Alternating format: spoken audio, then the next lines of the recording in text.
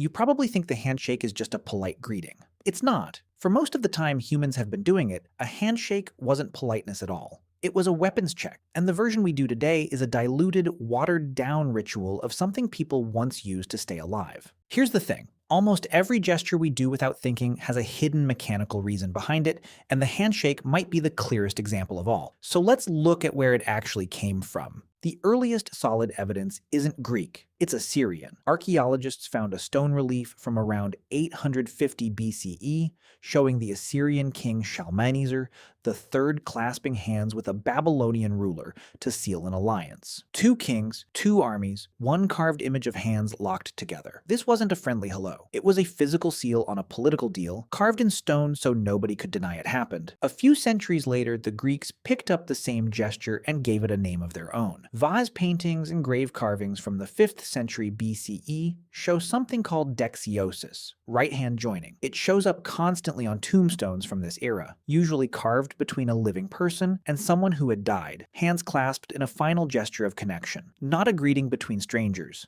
a bond, a farewell, something closer to a vow than a handshake. But the version that actually shaped the one you use today comes from a much more practical problem. In ancient Greece, and later in Rome, most free men carried a weapon, usually a blade tucked into a sleeve or hidden along the forearm. If you approached someone and extended an open right hand, you were showing two things at once. First, that your weapon hand was empty. Second, that you were close enough for them to feel if you had a blade hidden up your sleeve.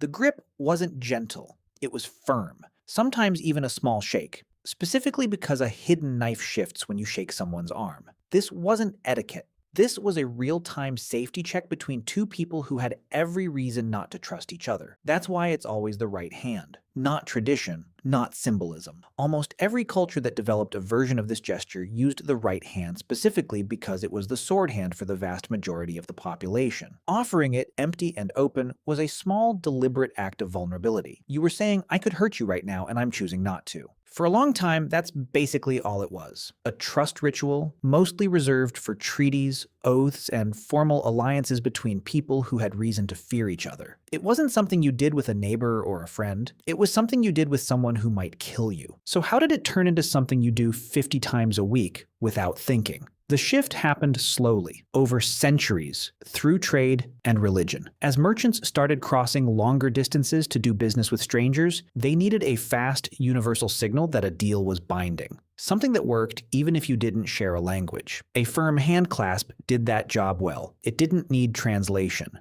Then, in the 17th century, a religious group in England pushed the gesture even further. The Quakers refused to bow or tip their hats to social superiors, a custom that was expected at the time and reinforced rigid class hierarchy. Instead, they shook hands with everyone, regardless of rank. A duke and a farmer got the same greeting. For the Quakers, this wasn't just casual friendliness. It was a quiet political statement. Every person deserved the same physical acknowledgement. That idea that a handshake could flatten hierarchy instead of reinforcing it is part of why the gesture eventually spread into everyday life instead of staying reserved for treaties and oaths. By the 19th century, etiquette manuals in Europe and America had fully absorbed the handshake into ordinary social life, spelling out exactly how firm it should be, how long it should last, and who was allowed to initiate it. The ritual had drifted a long way from checking for hidden weapons, but the muscle memory of that original gesture, the open palm, the right hand, the brief moment of physical vulnerability, never actually disappeared. It just got rebranded as manners. And here's the part that connects it back to you directly. Researchers studying modern greetings have found that a handshake still triggers measurable stress responses in the body, even in totally safe, everyday situations. Heart rate shifts, palms sweat. People report feeling more anxious in the seconds before a handshake than before a verbal greeting, like a simple hello. Your nervous system still treats that moment of physical contact with a stranger as a small, low-stakes version of the same ancient risk assessment.